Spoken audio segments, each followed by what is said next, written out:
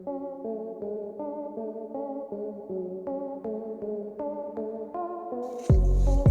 हम आपको बताने वाले हैं एक ऐसी रहस्यमय झील के बारे में जिसमें पत्थर हवा में लटकते हुए नजर आते हैं और ये होता है दुनिया की सबसे बड़ी झील लेक बैकाल में।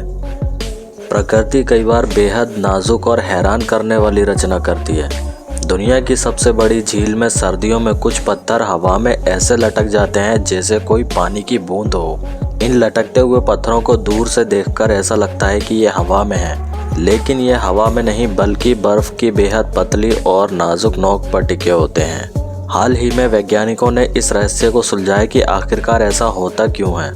पत्थरों का वजन ज़्यादा होता है, वे पानी में डूब जाते हैं, लेकिन साइबेरिया में स्थित दुनिया की सबसे बड़ी झील लेक बैकाल में सर्दियों के मौसम में वैसा ही नज़ारा देखने को मिलता है जैसा कि आप इस फोटो में देख रहे हैं। लेक बैकाल को बाइकल झील भी कहा जाता है। अब सवाल यह है कि आखिरकार ये पत्थर बर्फ की पतली नोक पर टिकते कैसे हैं। लेक बैकाल में जब सर्दियों में बर्फ जमती है तो वो अलग अलग प्रकार की आकृतियों में तब्दील हो जाती है।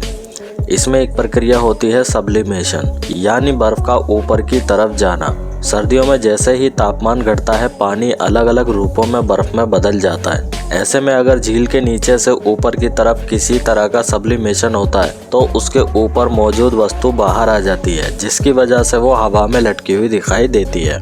फ्रांस की यूनिवर्सिटी ऑफ लियोन के फिजिसिस्ट निकोलस टेबरले कहते हैं कि हवा में लटके हुए जैन स्टोन को खोजने की सबसे बेहतरीन जगह साइबेरिया का लेक बैकाल है।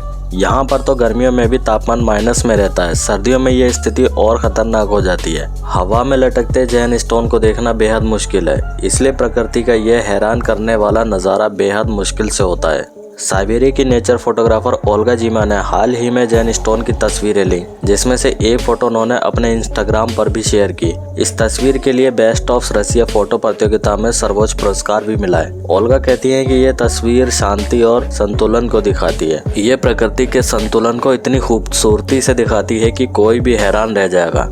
एक भारी पत्थर बर्फ की पतली और नाजुक नोक पर टिका है। वहीं दूसरी तरफ नासा के एम्स रिसर्च सेंटर के साइंटिस्ट जेफ मूर ने कहा कि बर्फ के जमने से ये पत्थर ऊपर टिक गया।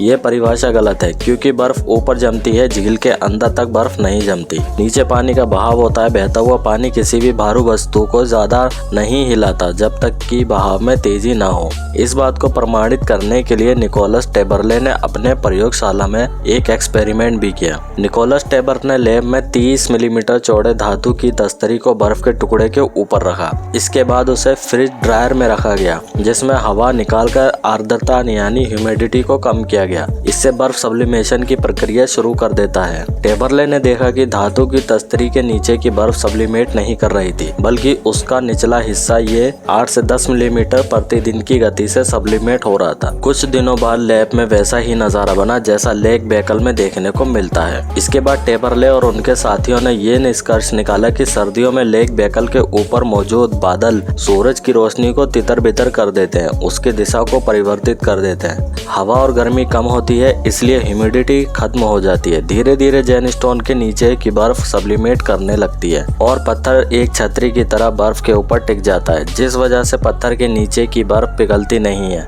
बल्कि उसके आसपास की पिघल जाती है और ऐसा खूबसूरत नज़ारा बन जाता है। आज के इस वीडियो में इतना ही, फिर मिलते हैं अगले वीडियो में। Thank you.